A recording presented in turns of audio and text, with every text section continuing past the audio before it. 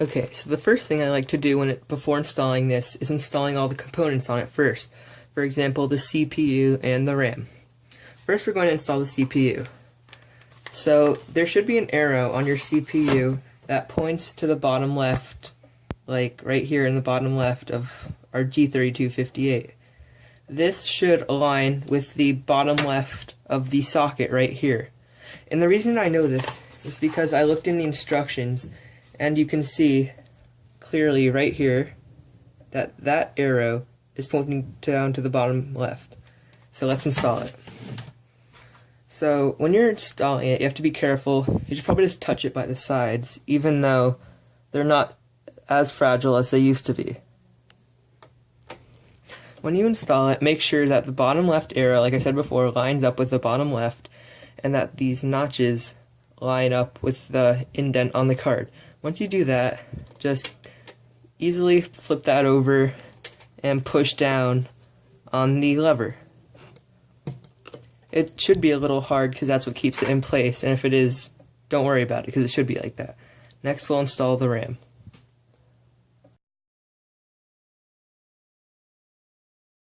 Okay, so now we'll be installing our RAM. So here's our RAM, and you can see that there's a notch right here.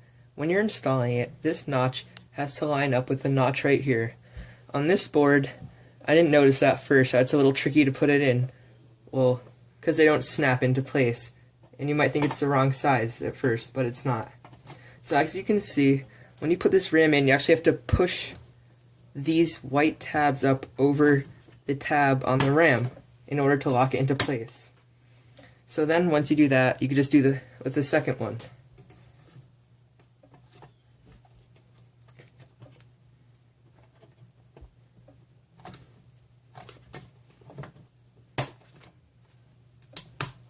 Okay, so now that we have our RAM locked into place, I'll show you how to install the CPU fan.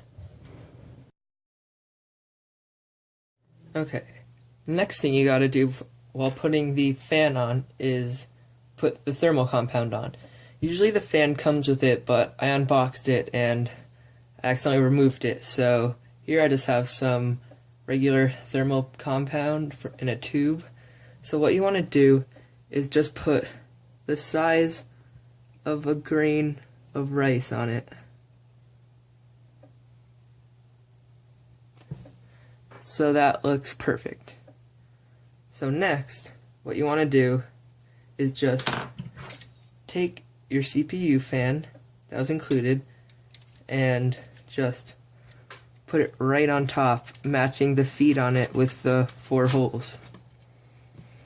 Now what you want to do is take these and twist them to the right positions so that they go down into the motherboard.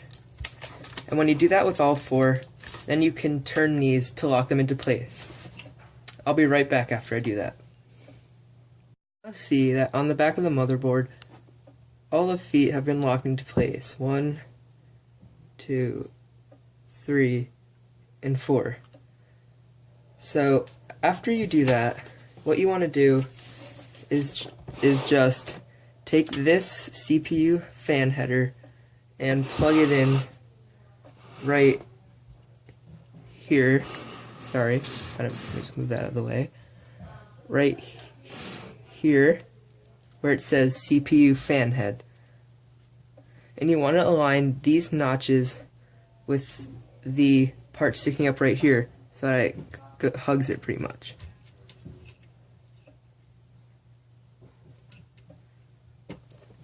Okay, now we've installed the fan.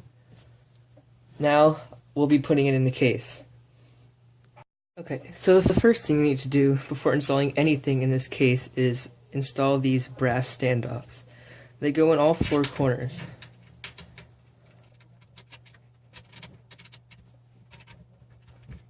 Here.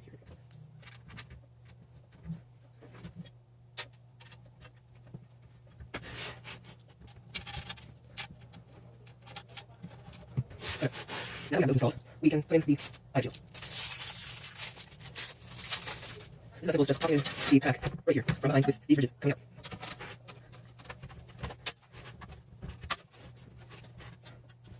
Once you're in place, then that needs to be corrected. Next, we're going to solder the board. Sorry about that, guys. That took a little longer than expected because there's one that's hard to put in by the fan. So right now, I'm going to show you how to install the power supply. So in this board, it's a little bit weird because what you have to do is actually install it from above. Be careful not to drop it on your motherboard. Sorry about my arm. So now that that's installed, you take these round-headed screws and screw them into the four corners. Hopefully it won't take as long as this time.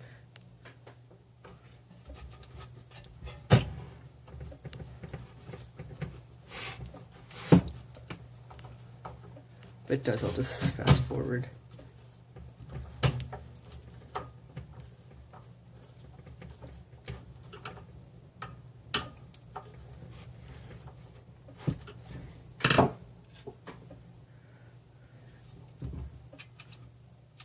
Oh, wrong screw.